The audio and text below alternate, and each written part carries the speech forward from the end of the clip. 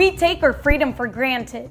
Meanwhile, half of the world struggles for basic human rights. Let's mind ye. There are around 4.3 billion people in over 95 countries that live under authoritarian regimes that are lacking essential rights and liberties. No freedom of religion, expression, or even speech. With over 1.2 billion people facing the challenges of double or triple digit inflation.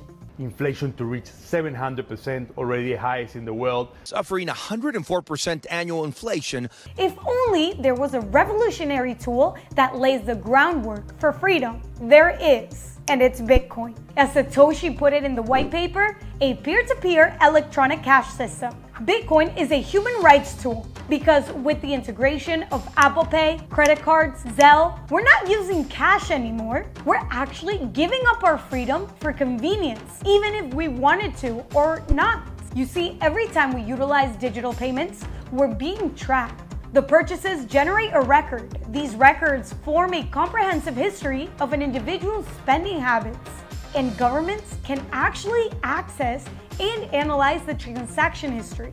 By scrutinizing the spending patterns of individuals, authorities can limit our spending. Let's say there's a gas shortage, and each family is being asked to spend $100 worth of gas per week.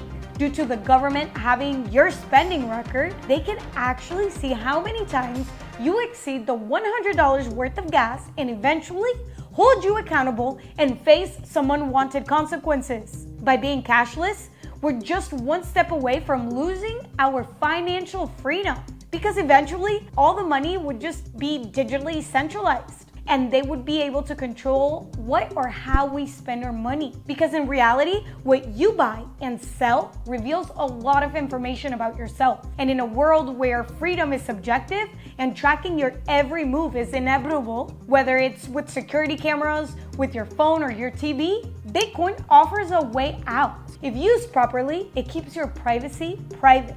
Bitcoin stands as the currency of the people, for the people, by the people, providing individuals with money beyond the reach of government censorship. It safeguards privacy. It's a force against devaluation, immune to corporate monopolization, giving individuals control over their finances without reliance on intermediaries.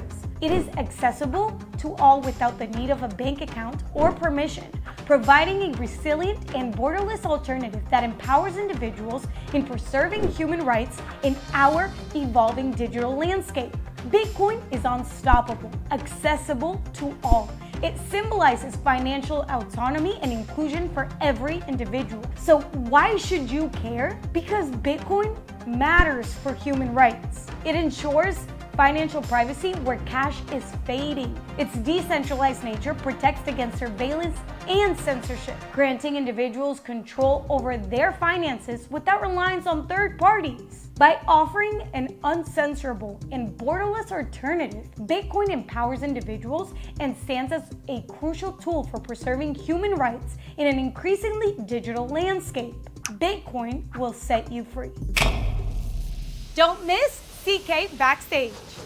The Human Rights Foundation has a Bitcoin development fund. You guys just announced a whole bunch of stuff recently. Tell us a little bit about it. Yeah, so I have joined the Human Rights Foundation as the Director of Financial Freedom.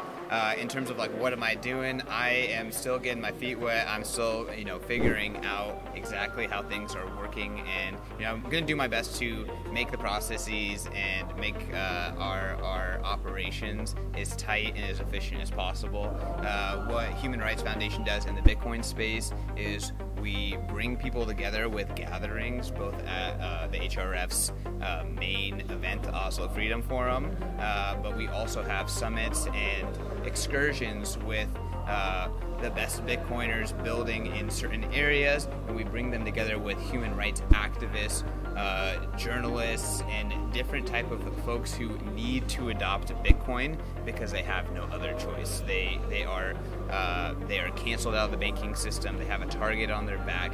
They're doing work that is against dictators, and they need Bitcoin, frankly. And so on the education and networking side, we're connecting those people. And then on the development side, we are funding both educational efforts as well as technical development efforts in order to make Bitcoin as accessible and easy to use for people who don't have a choice. Again, like we in the West, people in Amsterdam, people in the Netherlands, people in the US, so far we have been privileged with, cutting edge fintech, right? And very decent base currency, not compared to Bitcoin, but the majority of the planet is living under dictatorships, and they neither have cutting-edge fintech nor good base money, and that's what Bitcoin is here to fix. And there's a lot of work to do in terms of education and usability, UX, and just general functionality to get Bitcoin to where it needs to be for these people. Totally. Awesome. One of the things that, of the many things that I love about you is your just insane love for Bitcoiners. And I think you really just, it oozes out of your work, all the people that you've brought in and, you jumped on this raft with you. How are you bringing that to HRF? How are you bringing this love to the Bitcoin community and really championing these people that are championing Bitcoin as a human rights tool? Yeah, well, at Bitcoin Magazine during my time there, the strategy was hire Bitcoiners, and I think it's one of the best HR strategies that any company that's trying to be serious in Bitcoin can do. At HRF, the Human Rights Foundation has been doing tons of different things not Bitcoin related for a long time, and they have hired incredible people who are an incredible fit for HRF, but they're not necessarily Bitcoiners, and that's not necessarily a bad thing, but it's time now to orange pill as many people at HRF as possible, as well as bringing in more Bitcoiners into the fold. So I think it's kind of like a two-front effort. Both it's educating freedom fighters at the HRF. Bitcoin is inherently freedom money, so it should be their money. It should be something that they're excited about and evangelizing. And my goal is to make all of HRF the Bitcoin program, not just the financial freedom track. Financial freedom, like Willem on the panel earlier said, and Freddie said, it is core to freedom of speech. It is core to freedom of assembly, because if you lose your ability to live, to pay for rent, food, shelter, to support your family because of the way you spoke or the way you acted, that is going to drastically change your freedoms. So, Bitcoiners are on the cutting edge of freedom. The folks working at HRF are on the cutting edge of freedom. We're bringing them together, and hopefully we can bring more Bitcoiners on board. At this moment, we have an incredible financial freedom team with 3 incredible Bitcoiners: Alex Gladstein, Arsh, Alex Lee, and I'm just honored to join them. And we'll see. We'll see where that specific org goes. But my main effort right now is educating everyone at HRF about why Bitcoin is such an important piece of what HRF is doing. We're seeing a lot of, I would say, worrying things out here in the world on so many levels, whether it's currency, whether it's war kind of happening right now. I mean, not even kind of, it's happening. It's breaking out every week. Yeah, exactly. And there's a lot of things to be worried about. What are you guys kind of looking at as a way to apply Bitcoin to these things to really help, whether it's CBDCs, whether it's escalation of war, whether it's fiat debasement? What are kind of things that the HRF is specifically looking to use Bitcoin for to encourage human rights in the world?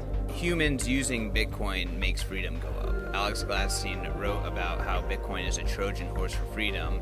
Number go up is kind of like an illusion behind freedom go up. So those things are inherently tied together. We're not going and lobbying governments. Like, we are on the ground working with the people on the ground, and we're teaching the people on the ground how to use Bitcoin. That's the focus right there. They know how to lobby their governments best. They know how to, people in their own countries know how to move Bitcoin forward better than we do, on the West. But what we can do at HRF is we can raise funds and we can deploy those funds in order to help spread Bitcoin. So I think that's the best that we can do. That's my focus. Hopefully over time, marginally and incrementally, freedom go up. Don't miss Alex Gladstein Backstage. What was that it moment for you that Bitcoin started making sense? Like, when did it click for you? I think that it clicked for me when I started seeing activists who had frozen bank accounts, like Julian Assange, start using Bitcoin. I mean, it's an activist tool. But then I realized, wait, it's much bigger than that. Over time, I realized it could change the whole way the world works. What year was that? Look, I met Julian in 2010. He used Bitcoin in 2011. We started, I was observing it. We were receiving it as a nonprofit, but I would say the penny didn't really fully drop for me until like 2017.